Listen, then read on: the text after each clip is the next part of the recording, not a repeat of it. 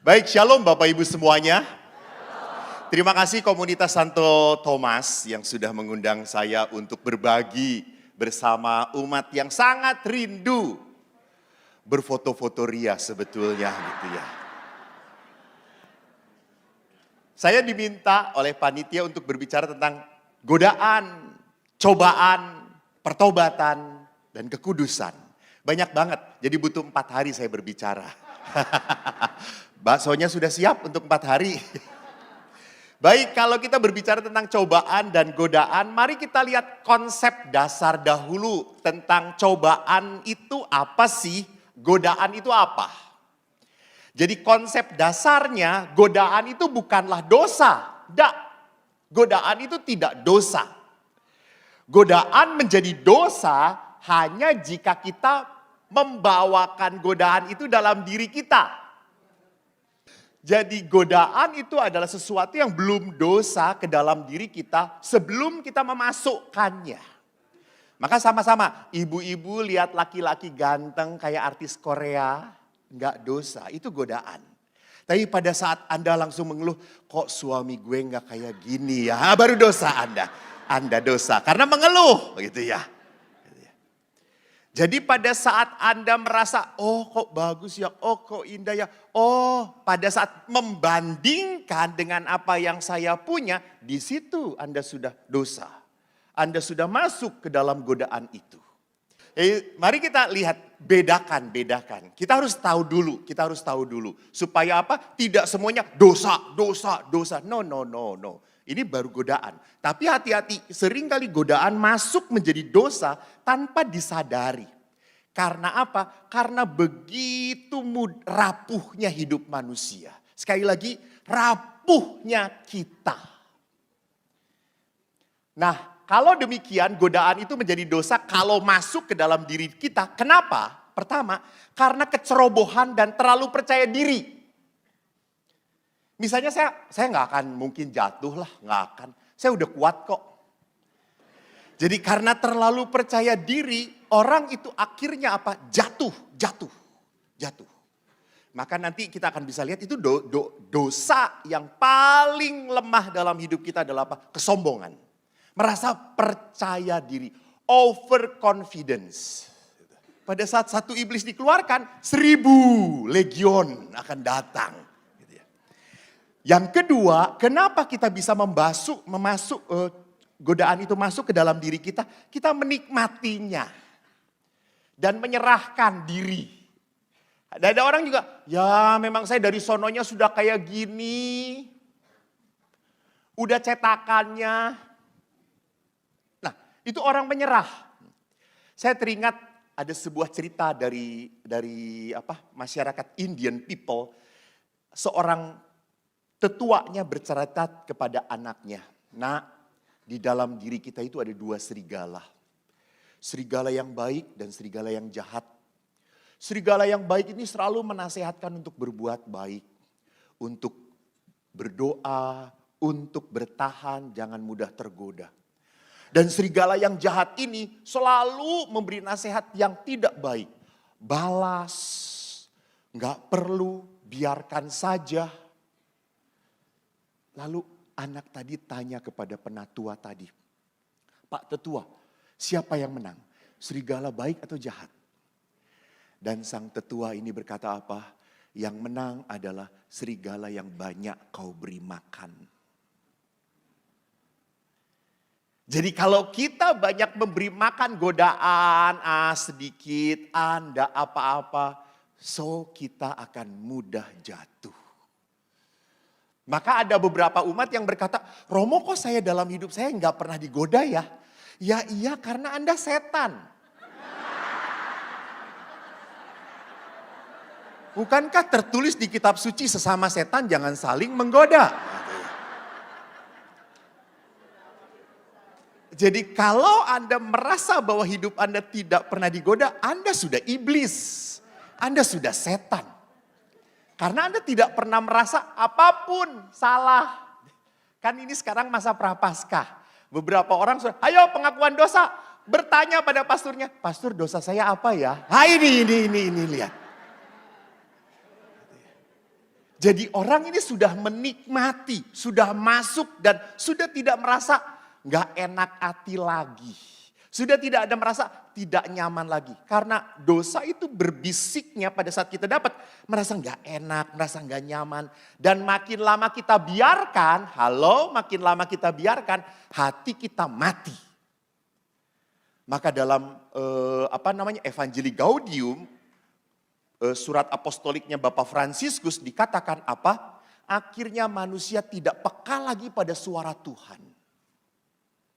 Karena apa? Tadi sudah masuk ke dalam enak banget, nyaman. Contohnya, orang ketagihan drama Korea. Gak ada di sini, pasti gak ada. Lihat wajahnya semuanya. Semua ini tontonannya bermutu semuanya. Tapi bohong. Sampai berpikir, aduh besok apa ya, episodenya gimana ya, dia jadi cerai gak ya? Gitu. Kalau dia cerai dengan saya aja, saya mau itu. Jadi orang sampai kepikiran kayak gitu. Jadi di saat orang begitu menikmati masuk ke dalam keduniaan, maka sekali lagi disitulah akhirnya orang terperangkap dan lekat pada godaan. Dan di situ orang sudah masuk ke dalam dosa. Yang kedua, mari kita lihat godaan datang dari mana? Tentu kita tahu di dalam surat Rasul Paulus kepada jemaat di Roma, di dalam kedagingan kita. Memang manusia itu kodratnya lemah. Ingat, kodrat kita lemah. Pak, kalau disakiti oleh seseorang, apa kodrat Bapak? Balas. Lihat, balasnya sampai seperti ini gitu ya. Balas. Jadi kodrat kita dalam kedagingan, kita punya kelemahan yang hati-hati kita kadang-kadang tidak pernah menyadari. Karena overconfidence tadi. Saya enggak lemah kok, saya kuat kok. I have no problem kok. Yang paling tahu kelemahan Anda biasanya apa? Setan. Karena dia tahu bisa menggoda banget. Kenapa saya tahu? Karena saya pernah jadi setan mungkin ya gitu. Jadi manusia sekali lagi kodratnya lemah, maka dalam bahasa Paulusnya kedagingan kita. Roh kita kuat tapi daging kita lemah. Kita selalu menginginkan hal-hal yang baik, benar. Tapi pada saat melakukan, susah.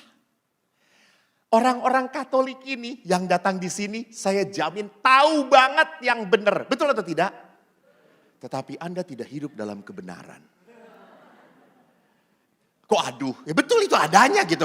Kok aduh gitu? Asik, bukan aduh gitu. Betul.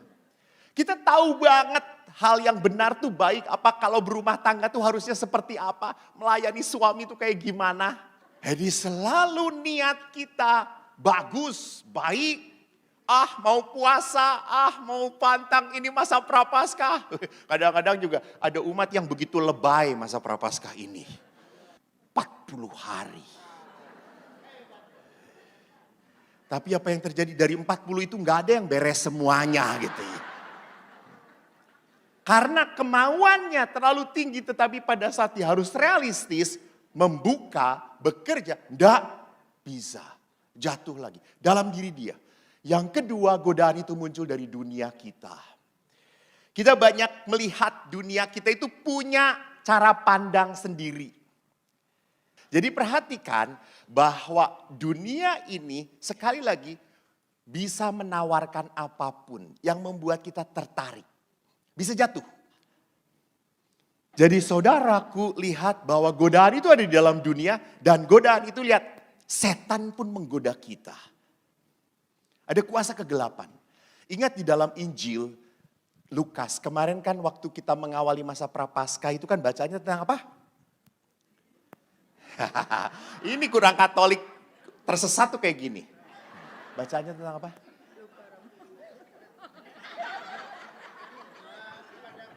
Ya, di padang gurun. Di padang gurun Yesus ngapain? Ya, Yesus berpuasa dan akhirnya yang penting adalah apa? Godaan. Menurut bacaan siapa minggu kemarin? Lihat saya, jangan langsung tunduk.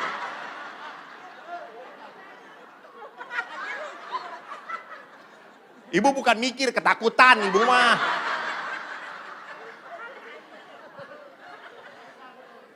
Menurut Injil Matius. Ditulis oleh Matius, Markus, Lukas. Di dalam Injil Lukas bagus. Dalam Injil Matius setelah setan itu tidak berhasil menggoda Yesus. Setan itu pergi dan malaikat datang melayani Yesus. Dalam Injil Lukas, setan itu menanti waktunya. Hati-hati, menanti waktunya. Maka kita pun sama, akan ada godaan. Godaan. Yang membuat kita bisa jatuh. Maka mari kita lihat apa itu cobaan, apa itu godaan. Karena kalau tidak dibedakan, kita akhirnya suka salah tafsir. Bahwa seluruh cobaan, katakanlah dalam tanda petik, itu berasal dari Tuhan. Ingat, Yakobus berkata apa? Jelas banget dikatakan, Tuhan tidak mencobai siapapun untuk membuat mereka jatuh dalam dosa. Jadi Bapak Ibu sadari, Allah itu menghendaki kita untuk hidup dalam keselamatan. Dan kita pun selamat kembali sampai rumah Bapa. Itu inginnya Tuhan. Gak ada Tuhan yang senang anaknya apa? Berdosa dan dikuasai roh jahat. Enggak. Akan ada satu sukacita yang besar dikala seorang anak Tuhan bertobat kembali. Jadi kalau kita lihat surat Yakobus, kita harus sadar, mari kita lihat di dalam doa Bapa kami. Selalu dikatakan, janganlah masukkan kami ke dalam pencobaan. Di sini lihat, tidak berarti bahwa Tuhan itu memasukkan kita dalam pencobaan. Tidak. Namun maksudnya apa? Tuhan jangan biarkan saya masuk dan mengikuti pencobaan. Tolong halang-halangi saya. Tolong jaga saya. Tolong lindungi saya supaya tidak jatuh. Supaya tidak mengikuti godaan itu. Nah itu yang dimaksudkan di dalam doa Bapa kami. Supaya saya jangan terhanyut, terbawa. Jadi perhatikan bahwa kita seringkali masuk begitu saja. Mudah jatuh. Maka pada saat saya berkata, jangan masukkan kami dalam pencobaan Tuhan. Jangan biarkan saya langsung hanyut, jatuh begitu saja dalam godaan. Protect me. Ingatkan saya. Nah, Santo Siprianus pernah berkata, bahwa dengan meminta dilepaskan dari pencobaan, kita diingatkan bahwa kita ini lemah. Kita sadar, kita punya kelemahan. Fisik, jiwa, roh. Saya ingat Bapak Kardinal itu selalu mengatakan, tubuh kita butuh nutrisi, jiwa kita butuh motivasi, roh kita butuh inspirasi. Kita pun sadar kita punya kelemahan fisik. Dan kelemahan fisik ini kalau nggak diterima, kita akhirnya menjadi orang yang mudah mengeluh terus. Romo sakit dengkulnya, sakit perut cekot-cekot Romo. Namanya orang sudah usia 80 tahun ke atas toh, sudah bingung, dislokasi. Jadi hati-hati, orang sering kali pada saat jiwanya juga sakit, maka orang itu tidak bisa melihat berkat Tuhan. Karena jiwanya sakit. Merasa dia teraniaya. Banyak banget sekarang orang-orang yang selalu merasa teraniaya. Banyak banget orang-orang sekarang menjadi objek penderita. Saya gini tuh karena gitu Romo. Jadi lihat di sini seolah-olah saya ini menjadi korban. Korban. Dan kalau demikian akhirnya apa? Dia punya sakit jiwa. Memang tidak parah. Tetapi apa? Ada sesuatu yang tidak beres dengan jiwa dia. Maka suatu saat saya berhadapan dengan seorang anak yang sejak kecil ditolak oleh orang tuanya. Namun dia dirawat oleh pamannya dengan cinta yang begitu besar. Tetapi dia tetap marah, dia tetap jengkel, dia tetap kecewa dengan papa mama aslinya. Lalu saya berkata, nak, kamu lupakan berkat yang begitu besar hanya karena kemarahanmu pada orang tuamu. Ingat, kalau berkat Tuhan tidak berjalan melalui orang tuamu, bukan berarti Tuhan putus salurannya untuk memberkati kamu. Tidak. Berkat Allah mengalir pada diri orang lain. Lewat orang lain. Nah ini seringkali kita jadi orang Katolik kayak gitu. Kenapa orang Katolik cemas, marah, jengkel, kecewa? Karena apa? Karena hanya mengharapkan dari dia. Hanya dia yang betul-betul bisa mencintai saya. Salah gitu. Gitu. Kenapa terjadinya seperti itu? Mungkin kita bisa sadar bahwa kita terlalu nurture badan kita. Kita terlalu punya waktu banyak untuk merawat tubuh. Lupa memberi waktu untuk merawat rohani kita. Berapa banyak waktu Bu dihabiskan untuk berdandan? Ibu-ibu. Apalagi kalau sudah tua. Dibedakin, pecah lagi. Bedakin, pecah-pecah lagi. Maka kalau kita disadarkan oleh Santo Siprianus, doa Bapa kami itu mengajarkan bahwa saya lemah. Saya lemah. Maka kalau orang lemah, orang itu hanya akan menjadi kuat kalau hidup dalam Allah. Hidup dalam roh. Maka perhatikan Roh Kudus yang memampukan kita. Maka pertama-tama Roh Kudus itu akhirnya menyadarkan kita. Untuk membedakan apa? Pencobaan dan godaan. Pencobaan itu membuat kita kuat. Orang yang lemah, gampang nangis. Gampang putus asa, gampang mewek. Gampang pindah agama. Kan gak banyak banget sekarang orang Katolik juga pindah-pindah gereja. Strawberry faith. Imannya kayak strawberry banget. Diruntuhkan sedikit, langsung marah, kecewa. Gak suka gereja Katolik jelek-jelek. Halah. Apa sih gitu ya. Kita seringkali memperlakukan semua gaya Amoris Laetitia, itu gayanya Bapak Paus Fransiskus mengatakan apa? Semuanya kita perlakukan seperti barang. Nggak cocok, buang. Nggak tahan. Maka sama suami istri juga merasa kalau sudah 10-15 tahun nggak bisa apa-apa lagi. Tuhan, dia adalah berkat darimu. Dia adalah pemberian darimu. Itu dulu Tuhan. Sekarang kan silakan ambil kalau Anda mau Tuhan, sekarang pun silakan. Saya rela Tuhan gitu ya. Kenapa? Karena tadi tidak tahan. Mudah sekali berpindah-pindah. Lembek. Dan itu ingat, cobaan-cobaan itu membuat kita kuat. Maka pada saat Anda lihat Ibu Teresa pernah berkata, cinta yang sejati itu adalah cinta yang sampai meneteskan air mata. Jadi ibu-ibu kalau Anda sampai sedih berduka cita oleh suamimu, good, you have good husband. Tapi kalau istri belum pernah menangis mencintai suami, jangan-jangan suaminya yang banyak menangis.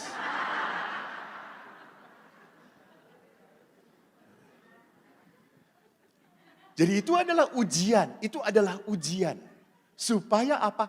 Kelihatan kesungguhan kita, kelihatan cinta kita. Maka di dalam gereja Katolik, mengapa perkawinan tidak mudah begitu saja? Cerai. Nggak ada perceraian. Lu bertahan. Maka prinsip saya Anda tahu toh? Hau ce pu hau ce ce.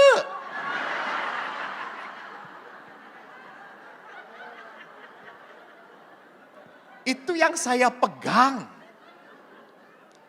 Yang mau jadi pastor saya.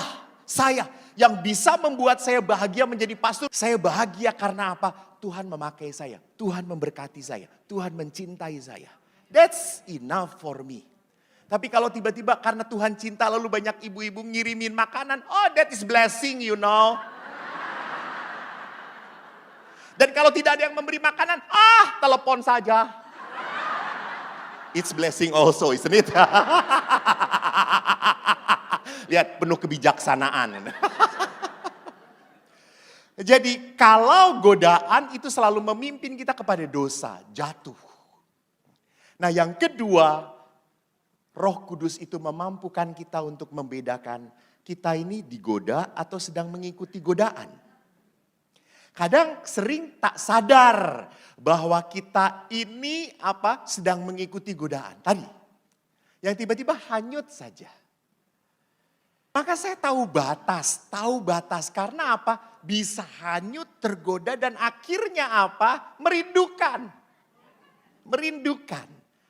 Kalau sudah merindukan, Anda sudah ketagihan. Dan ketagihan itu adalah bahasa dosa. Kita sudah ketagihan itu karena melekat. Gue gak bisa happy kalau gak ada itu. Itu ketagihan, betul atau tidak? Betul. Seperti saya ketagihan berada di sini. Bukan karena ketagihan, karena ininya ada di sini gitu ya. Yang di sini ngiri, Romo. Ya, saya pindahin. Betul, saya juga bingung jadi kenapa saya di situ terus ya. Saya ngikutin MC saudara-saudara moderator. Kalau saya tidak mengikuti amplop kagak ada. Saya taat. Yang ketiga, tidak hanya kita, kok jadi ngelihatnya Romo Yus? Karena saya kalau ngelihat Romo Yus ada kuasa kegelapan gitu. Saya harus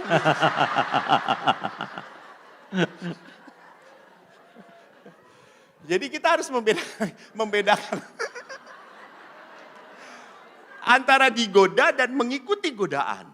Kita harus sadar, kalau kita selama digoda, oke. Tapi pada saat kita sudah mengikuti godaan, kita harus detach. Tidak attach. Detach itu mengambil jarak. Saya harus mengambil jarak.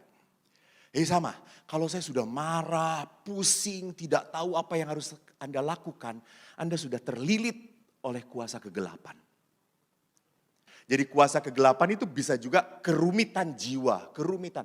Dalam bahasa Inggris, scrupulous gitu ya. Semua hal dijadikan salah, semua hal dijadikan rumit. Itu sudah kusut. Yang ketiga adalah membuka kedok kebohongan pada godaan. Itu yang tadi saya katakan. Godaan sering nampak baik, indah, namun ujungnya maut. Ujungnya penderitaan. Ujungnya menjadi saya merasa menderita. Saya merasa salah. Maka perhatikan, kalau orang itu sadar, kuasa kegelapan itu bukan seperti yang menakutkan. Indah kok, bagus kok. Maka konsultasi pun kalau hampir Anda satu konsultasi dan Anda pergi bagus, terbantu bagus. Tapi kalau dengan 1, 2, 3, 4, 5 konsultasi Anda nggak beres, ini tanda-tanda. Ini tanda-tanda apa? Tanda-tanda Anda sudah ketergantungan, kelekatan. Bahasa roh jahat selalu dilogis-logiskan, selalu masuk akal. Nggak salah kok.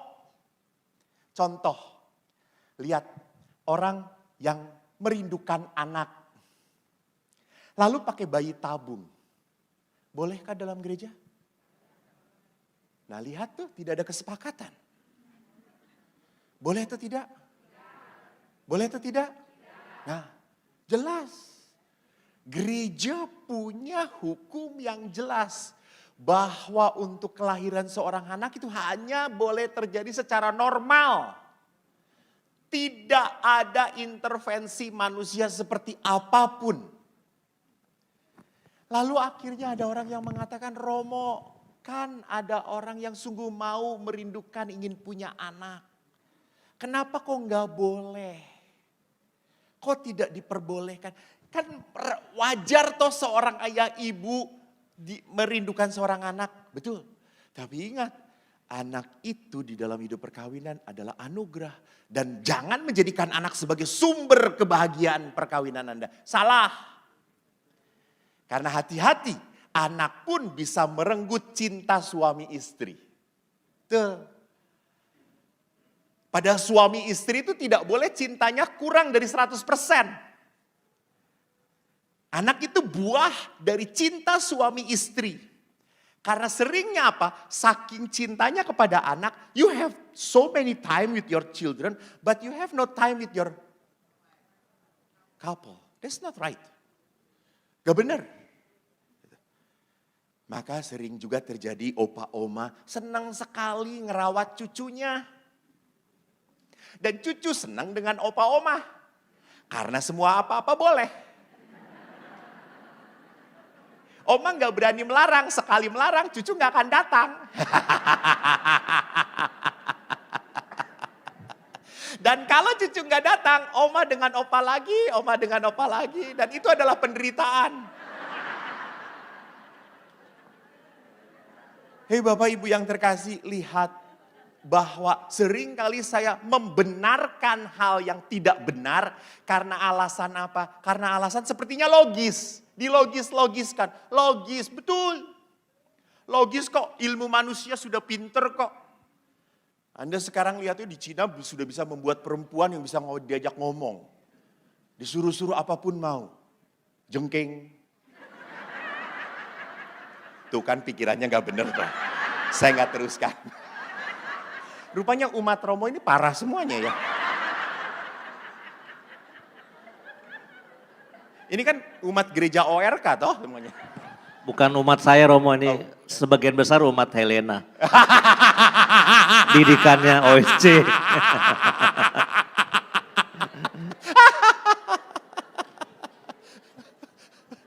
Jadi kita harus lihat bahwa untuk masuk ke dalam doa, jangan masukkan kami ke dalam pencobaan. Itu berarti apa? Jangan masuk ke dalam pencobaan itu adalah sebuah keputusan hati. Sebuah keputusan. Maka pertobatan, kalau kita berbicara tentang pertobatan, itu bukan hanya kemauan tetapi kesungguhan. Saya itu kok enggak mendapat ya Romo kata apa, aku kok dari tadi lupa. Pertobatan itu dalam bahasa gereja itu sering lihat perputaran itu. Metanoia. Metanoia, betul. Membalikan. Thank you. Ya. Metanoia, membalikkan. Membalikkan. Maka di dalam Prapaskah kita diajak untuk belajar apa? Ajere kontra. Melakukan sebaliknya. Jadi kalau saya males dengan suami gak mau menyapa, justru saya sapa. Ajere kontra. Keterbalikan. Sebagai bukti apa? Sebagai bukti ini keputusan hati. Walaupun suami nyebelin, diajak ngomong, tetap saya pegang, saya sentuh, saya layani. Dengan kasih ya dikit. Jengkelnya banyak, nggak apa-apa, nggak apa-apa. Karena kan kedagingan kita. Tetapi Anda tidak mengikuti kejengkelan ini. Justru Anda mengikuti kebenaran. Jadi Anda nanti akan bertanya, Romo kalau saya jengkel tapi tetap melayani dia, tersenyum pada dia, dia munafik atau bukan? Bukan. Tidak munafik. Anda mengalahkan kelemahan Anda. Kalau munafik itu kan, jadi ngomongin, lu ngomong, tetapi kalau Anda dengan pasangan Anda berbuat baik, walaupun Anda sebetulnya jengkel banget, enggak, Anda mengalahkan kelemahan Anda. Di sini yang disebut sebagai keputusan hati. Apakah setiap saat saya bahagia dengan teman pasangan saya. Gara-gara Romo jadi saya terkacau di sini. Oh gara-gara gue. Udah kacau dari sononya dia. Iya karena saya yang melihat jadi tambah gitu ya. Jadi perhatikan di sini bahwa di dalam Injil Matius kita tidak bisa mengabdi kepada dua tuan.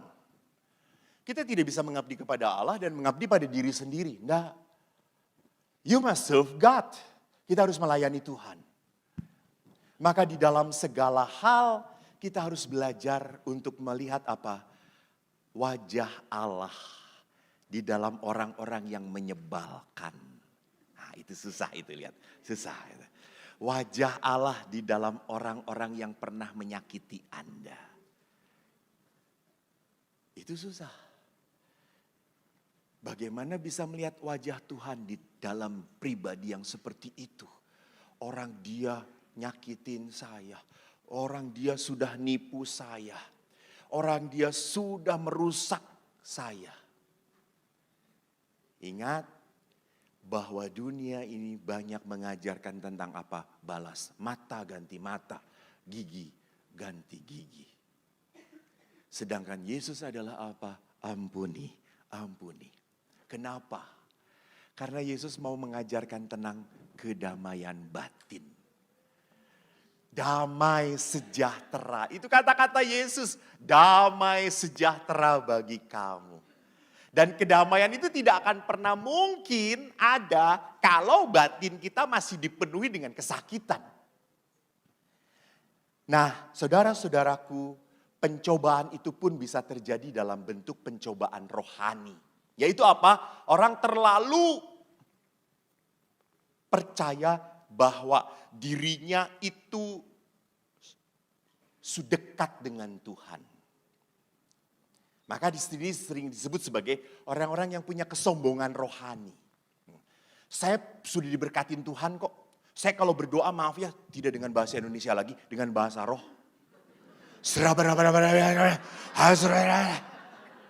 Tuhan langsung tahu saudara-saudara. Lalu Anda punya karisma mendoakan, menyembuhkan.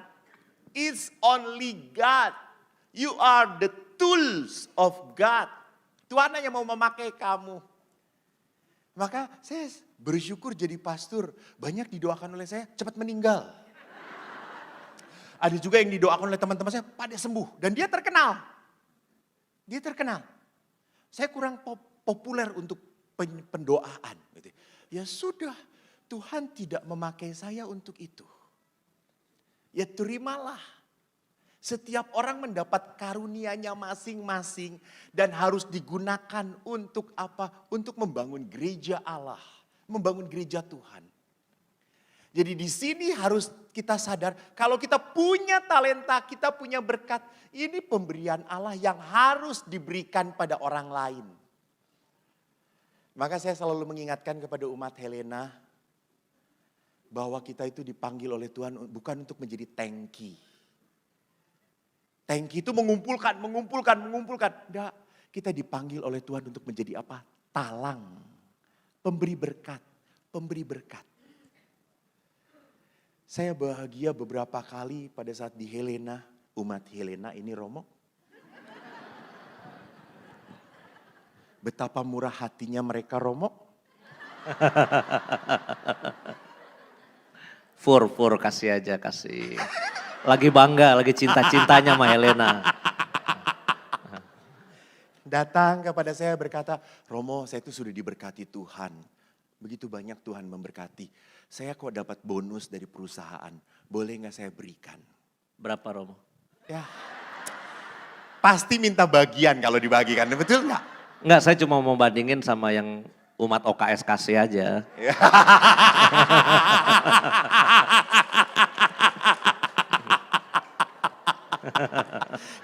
Kalau dengan OKS saya nggak berani. Saya hanya memperlihatkan belas kasihnya Romo. Ya, jadi perhatikan ada orang-orang tertentu yang sadar bahwa ini berkat itu bukan untuk saya habiskan. Bukan hanya untuk diri saya. Biarkan orang lain pun menikmati melalui saya. Melalui saya. Tapi apa yang saya mau katakan, saya bahagia toh di dalam gereja Katolik cukup banyak umat yang mudah tergerak hatinya oleh belas kasihan. Begitu mudah, enggak takut. Enggak takut kalau memberi langsung habis dan kekurangan. Enggak. Banyak yang akhirnya berkata, Romo kalau butuh bantuan lagi telepon. Saya mau memberi, saya mau berbagi. Look, apa maksudnya? Orang-orang ini merasa bahwa kesejahteraan ini bukan hanya milik dia. Nah saudara-saudara, sekarang kalau kita sudah berpikir tentang godaan, cobaan. Mari sekarang kita masuk ke dalam apa? Pertobatan. Saya tidak mau melihat pertobatan itu sebagai sebuah peristiwa anak bungsu yang hilang. Itu kok sudah biasa aja. Zakeus bertobat, enggak. Saya mau melihat justru pertobatan itu dalam rangka kekudusan. Kenapa orang mau bertobat? Karena orang mau menjadi orang kudus. Dan ingat, kekudusan itu sesuatu yang mutlak, harus. Mari kita lihat surat-suratnya. Dikatakan kekudusan itu bisa berjalan kalau kita tahu kekudusan itu harus jalan seperti apa. Dan siapa jalannya sampai kepada kekudusan.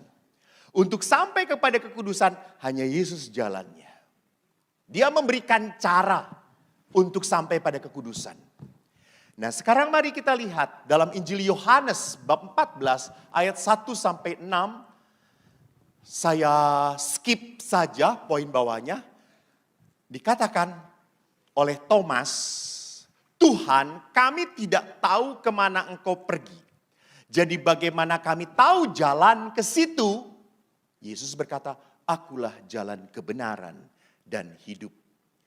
Tidak ada seorang pun yang datang kepada Bapa kalau tidak melalui aku. Lihat, jalan, terus.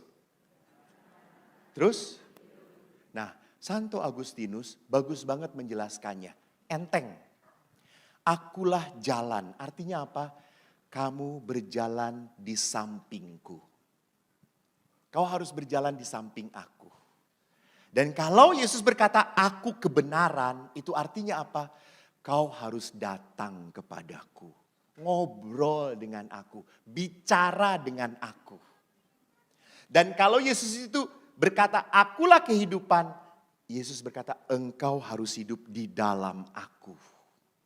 Engkau harus berada bersama aku. Ingat dalam Injil Yohanes tentang pokok anggur yang benar. Yesus itu adalah pokoknya. Dan kita ini adalah carang. Kita tidak akan pernah membuahkan kasih, damai, pengampunan kalau tidak pernah nempel pada pokoknya. Yaitu pada siapa? Pada Tuhan sendiri.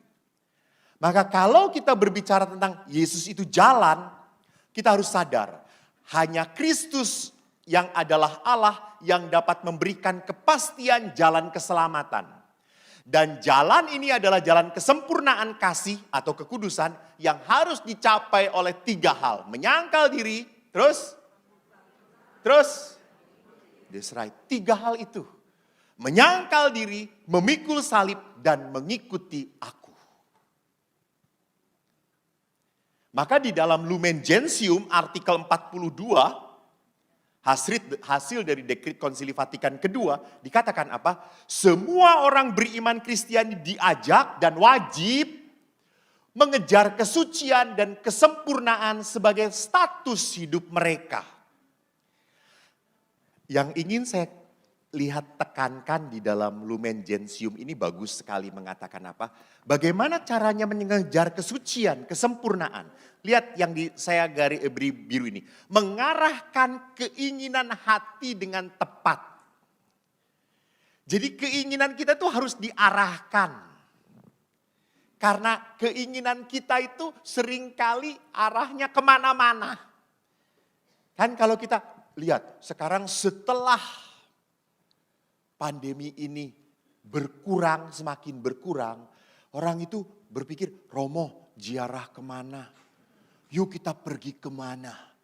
Yuk kita ke sana. Lihat, orang seolah-olah, sudahlah jangan ngasih-ngasih. Kita juga butuh healing. Orang-orang sekarang healing.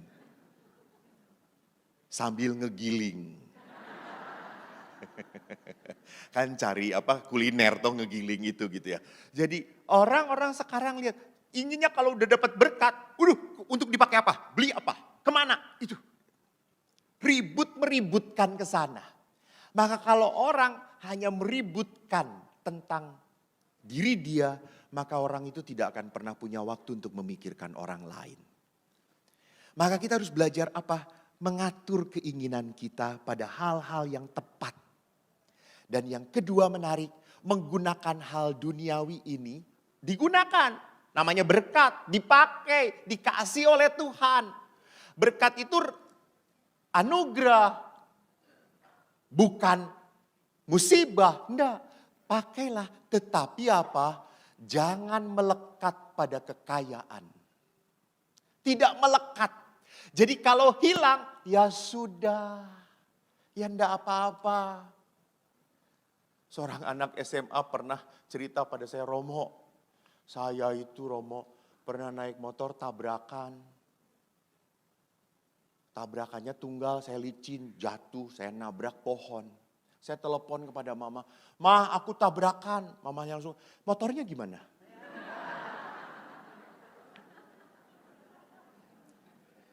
Lebih berharga motornya daripada anak itu gitu ya. Karena mamanya itu langsung berpikir 25 juta ini motor. Dia tidak berpikir anaknya bagaimana gitu. Jadi semua diukur pada kelekatan materi. Saya juga mohon maaf. Saya kok rada, maaf ya, rada anti dengan kesaksian-kesaksian yang saudara-saudara, setelah saya mengikuti Yesus, apalagi saya setia mengikuti ORK saudara-saudara.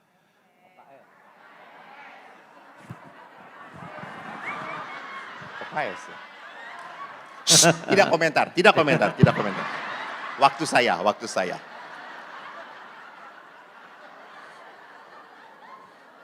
Kalau ORK apa ya?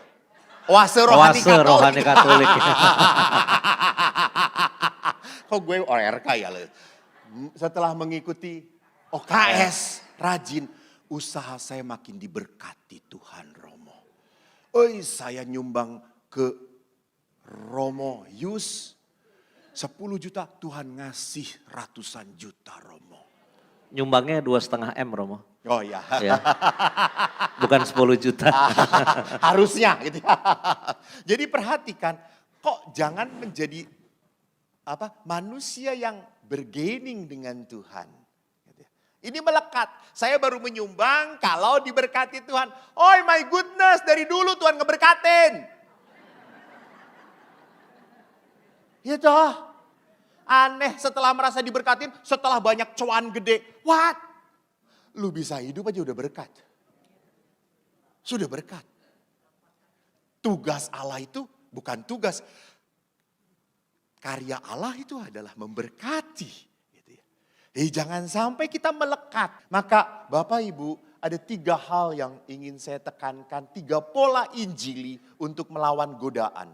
Untuk masuk ke dalam kekudusan.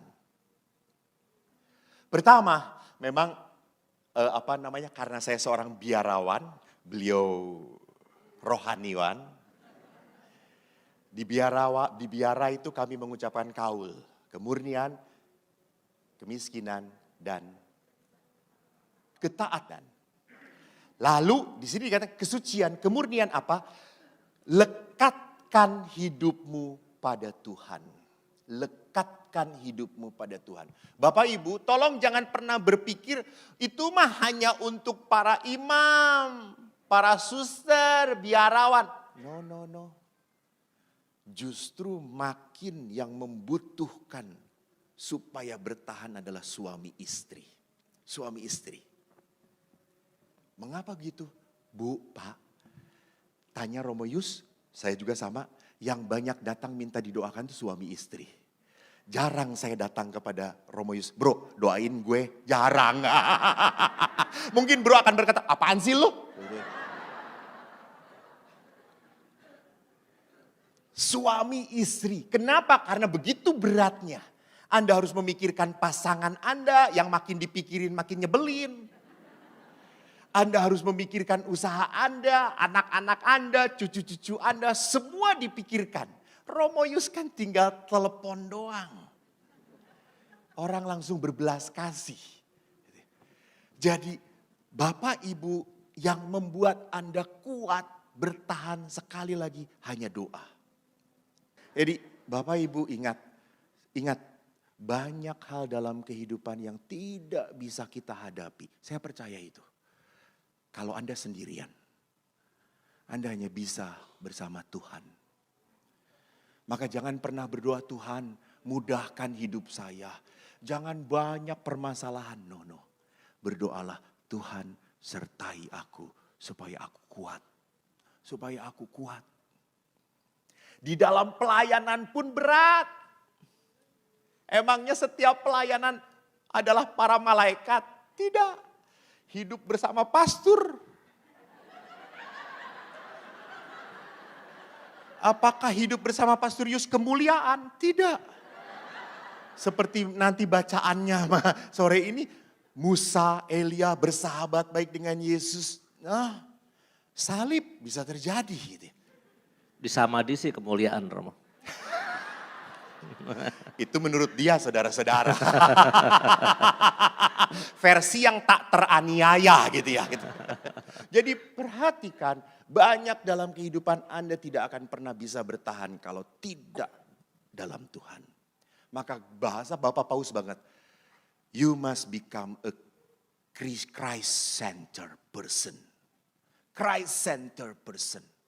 Sedikit-sedikit pada Yesus, sedikit-sedikit mengadu pada Yesus. Tidak apa-apa, you are children of God. Kau anak Tuhan. Maka ngomongnya pada siapa kalau bukan pada Bapa? No, Tuhan. Yang kedua adalah apa? Kemiskinan.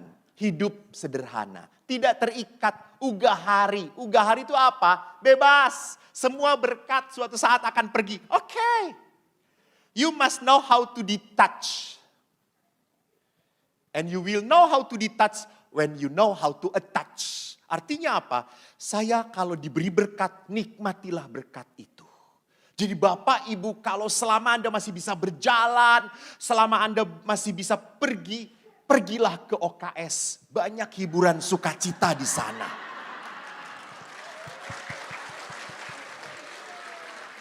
Ini sudah saat-saatnya terakhir. Ini lagi Jadi kalau di akhir itu kan ada pujian. supaya amplopnya makin supaya tebal. honornya naik. Jadi kalau selama Anda masih diberi kesempatan kehidupan, Allah itu mau menjadikan apa? Hidup berarti. Gitu. Jadi hidup itu dalam kemiskinan apa? Ugahari. Punya ya sudah, hilang ya sudah. Gitu ya. Mudah. Gitu ya. Bisa menerima dan bisa juga sadar untuk membagikan. Yang terakhir adalah apa? Ketaatan. Ketaatan kepada apa? Allah sendiri. Kepada gereja. Maka kalau gereja itu mengatakan tidak, ya tidak. Setialah. Kalau gereja mengatakan ini yang benar, ya ikuti gereja. Bapak Ibu ingat, yang menyelamatkan kita bukanlah kebaikan kita. Enggak mungkin. Kalau kita itu punya cara prinsip bahwa kita nanti di surga itu ditimbang. Ya. Ini kebaikan, ini kejahatan. Saya yakin sebaik apapun Romo Yus. Ini kebaikan, ini kejahatan. Ingat ya, sebaik apapun Romo Yus, tetap diampuni Tuhan. Anda terjebak. Ini kan saat terakhir harus naikin dia. Bapak Ibu, sekali lagi saya katakan, bukan kehebatan kita, tetapi kesetiaan kitalah yang berkenan pada Tuhan. Tuhan memberkati. Terima kasih.